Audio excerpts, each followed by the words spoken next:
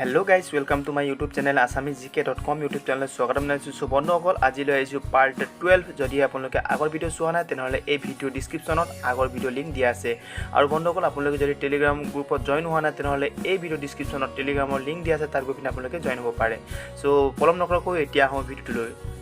so first question কম্পিউটাৰৰ সন্দৰ্ভত www ৰ সম্পূৰ্ণ কি অৰ্থাৎ www ফুল ফৰ্ম কি দিছে ইয়াৰ ৰাইট আনসাৰ কি হ'ব বন্ধুসকল ইয়াৰ ৰাইট আনসাৰ হ'ব অপচন ক ওয়াৰ্ল্ড ওয়াইড ওয়েব সো ভাৰতীয় জাতীয় কংগ্ৰেছ কোন চনত গঠন হৈছিল বন্ধুসকল ভাৰতীয় জাতীয় কংগ্ৰেছ এনেকুৱা ধৰণৰ কোৱেশ্চন এক্সাম আহি থকা দেখা যায় বন্ধুসকল ভাৰতীয় জাতীয় কংগ্ৰেছ কোন চনত গঠন হৈছিল ইয়াৰ ৰাইট আনসাৰ হ'ব অপচন এ 1885 চনত ভাৰতীয় জাতীয় কংগ্ৰেছ গঠন হৈছিল সো নেক্সট কোৱেশ্চন উত্তৰ পূৰ্বাঞ্চলৰ আটাইতকৈ ডাঙৰ ৰাষ্ট্ৰীয় উদ্যানখন কোনটো উত্তৰ পূৰ্বাঞ্চলৰ আটাইতকৈ ডাঙৰ ৰাষ্ট্ৰীয় উদ্যানখন কোনখন বন্ধুসকল এখন হৈছে অপচন বি নামদফা ৰাষ্ট্ৰীয় উদ্যান হৈছে উত্তৰ পূৰ্বাঞ্চলৰ ৰাষ্ট্ৰীয় উদ্যান সো নেক্সট কোৱেশ্চন অসমত নতুনকৈ গঠিত জিলাখনৰ নাম কি এনেকুৱা ধৰণৰ কোৱেশ্চন আহি থকা দেখা যায় আৰু আগন্তুক এক্সামৰ বাবে এনেকুৱা ধৰণৰ কোৱেশ্চন ইম্পৰ্টেণ্ট বুলি মই ভাবোঁ অসমত নতুনকৈ গঠিত হোৱা জিলাখনৰ নাম হৈছে অপচন গ বজালি বজালি হৈছে বৰ্তমান নতুন জিলা আৰু এটা তামুলপুৰটো বৰ্তমান হোৱা নাই জিলা হিচাপে আপডেট দিয়া নাই যদি আপডেট দিয়ে তেনেহ'লে আপোনালোকক মই জনাম এটা বৰ্তমান নতুন জিলা হৈছে Bajali so next question Chandra Kumar আগৰৱালাৰ বিন বৰংগীত থকা কবিতাৰ সংখ্যা কিমান আছিল চন্দ্ৰকুমাৰ আগৰৱালাৰ বিন বৰংগীত থকা কবিতাৰ সংখ্যা কিমান আছিল বন্ধুসকল ইয়াৰ ৰাইট আনসাৰ হ'ব অপচন বি 12টা আছিল চন্দ্ৰকুমাৰ আগৰৱালা বিন বৰংগীত থকা কবিতাৰ সংখ্যা so next question Rajiv Gandhi খেল ৰত্ন বঁটা 2020 চনত মুঠ কেইজন খেলুৱৈ লাভ কৰিছিল এনেকুৱা ধৰণৰ কোৱেশ্চন কাৰেণ্ট এফেয়াৰৰ কাৰণে আহিব পাৰে সো মোষ্ট ইম্পৰ্টেণ্ট আছে এইটো কোৱেশ্চন ৰাজীৱ গান্ধী খেল ৰত্ন বঁটা 2020 চনত মুঠ কেইজন খেলুৱৈ লাভ কৰিছে ইয়াৰ ৰাইট আনসাৰ হ'ব অপচন ক 5জন খেলুৱৈ ৰাজীৱ গান্ধী খেল ৰত্ন বঁটা 2020 চনত লাভ কৰিছে সো নেক্সট কোৱেশ্চন ভাৰতবৰ্ষ নতুন দিল্লী ইটালী কি হ'ব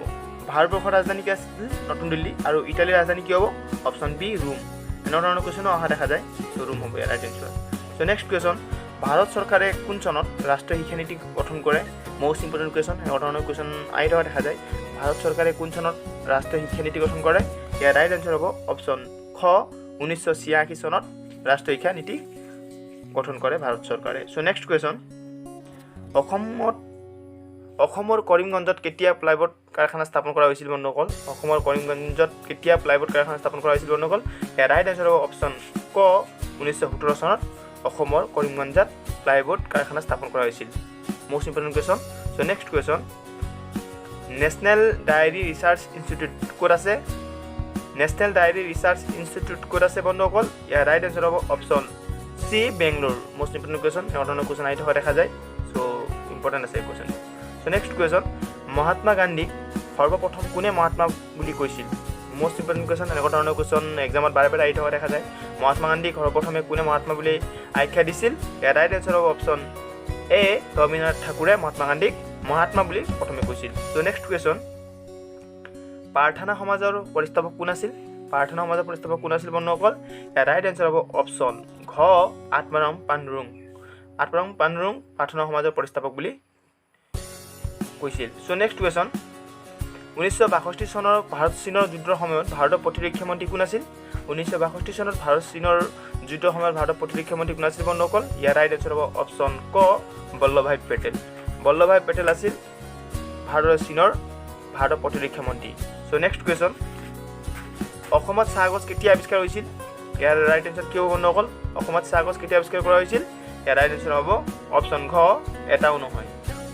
ইয়াৰ ৰাইট আনসাৰ কি হ'ব 1823 চনত so next question international justice day প্ৰতি বছৰে কিমান তাৰিখে পালন কৰা হয় ইণ্টাৰনেশ্যনেল জাষ্টিছ ডে প্ৰতি বছৰে কিমান তাৰিখে পালন কৰা হয় বন্ধুসকল মোষ্ট ইম্পৰ্টেণ্ট কুৱেশ্যন হ'ব এইটো সো ইয়াৰ ৰাইট আনসাৰ হ'ব অপচন গ 17 জুলাইত ইণ্টাৰনেশ্যনেল জাষ্টিছ ডে হিচাপে পালন কৰে সো নেক্সট কুৱেশ্যন বিশ্ব ডাকঘৰ দিৱস কেতিয়া পালন কৰা হয় বিশ্ব ডাকঘৰ দিৱস মোষ্ট ইম্পৰ্টেণ্ট কুৱেশ্যন বিশ্ব ডাকঘৰ দিৱস কেতিয়া পালন কৰা হয় ইয়াৰ ৰাইট আনসাৰ হ'ব অপচন খ 9 অক্টোবৰত বিশ্ব ডাকঘৰ দিৱস পালন কৰা হয় so next question playing to win কোনে লিখিছিল বন্ধুসকল এনেকুৱা ধৰণৰ কুৱেশ্যন আহি থকা দেখা যায় এক্সামত লিখনিৰ বিষয় আহিব পাৰে প্লেইং টু উইন কোনে লিখিছিল বন্ধুসকল ৰাইট এনচাৰ হ'ব অপশ্যন চি চাইনা নেহৱালে প্লেইং টু উইন লিখিছিল চ' নেক্সট কুৱেশ্যন সেউজ ঘাইপথ নীতি কেতিয়া গ্ৰহণ কৰা হৈছিল সেউজ ঘাইপথ নীতি কেতিয়া গ্ৰহণ কৰা হৈছিল বন্ধুসকল ৰাইট এনচাৰ হ'ব অপশ্যন বি 2015 চনত সেউজ ঘাইপথ নীতি গ্ৰহণ কৰা হৈছিল চ' নেক্সট কুৱেশ্যন শেহতীয়াকৈ পশুপালন আৰু দুগ্ধ পালনৰ বিভাগে স্থাপন কৰা ডিআইৰ সম্পূৰ্ণ প্ৰকাৰ কি আছিল বন্ধুসকল এইটো কাৰেণ্ট এফেয়াৰৰ কাৰণে মষ্ট ইম্পৰ্টেণ্ট কুৱেশ্যন হয় শেহতীয়াকৈ পশুপালন আৰু দুগ্ধ পালন বিভাগে স্থাপন কৰা ডিআইৰ সম্পূৰ্ণ প্ৰকাৰ হৈছে কোনটো হ'ব ৰাইট এনচাৰ ইয়াৰ ৰাইট এনচাৰ হ'ব অপশ্যন ক ডায়েৰী ইণ্টিগ্ৰেটেড এনিমেল হাজবেণ্ডেৰী এই অপশ্যন ঘৰ আছে ভুল এইটো সৰি অপশ্যন ক হ'ব লাগে dairy integrated animal husbandry right answer so' next question আজি শেষৰটো কুৱেশ্যন মালতী মেম উৰফে মুংৰি কোন আছিল মালতী মেম উৰফে মুংৰি কোন আছিল বন্ধুসকল মষ্ট ইম্পৰ্টেণ্ট কুৱেশ্যন এনেকুৱা ধৰণৰ কুৱেশ্যন আগন্তুক এক্সামৰ বাবে সুধিব পাৰে মালতী মেম উৰফে মুংৰি কোন আছিল বন্ধুসকল তেওঁ আছিল এজন অসমৰ প্ৰথম মহিলা শ্বহীদ অপশ্যন গ অসমৰ প্ৰথম মহিলা শ্বহীদ আছিল মালতী মেম উৰফে মুংৰি চ' ভিডিঅ'টো কেনেকুৱা পালে আপোনালোকে কমেণ্ট বক্সত জনাব যদি ভিডিঅ'টো ভাল পায় লাইক কমেণ্ট শ্বেয়াৰ ছাবস্ক্ৰাইব কৰিব নাপাহৰিব আৰু লগৰবোৰক শ্বেয়াৰ কৰিব নাপাহৰিব আমি সদায় কণ্টিনিউ নতুন নতুন কুৱেশ্যন লৈ আহি থাকোঁ আৰু আপোনালোকে টেলিগ্ৰামত যদি জইন হোৱা নাই তেনেহ'লে ডিছক্ৰিপশ্যনত ইয়াৰ লিংক দিয়া আছে আপোনালোকে টেলিগ্ৰামত গৈ জইন হ'ব পাৰে চ' আজিলৈ আকৌ আহিম অন্য এটা ভিডিঅ' লৈ আজিলৈ বাই জয় অসম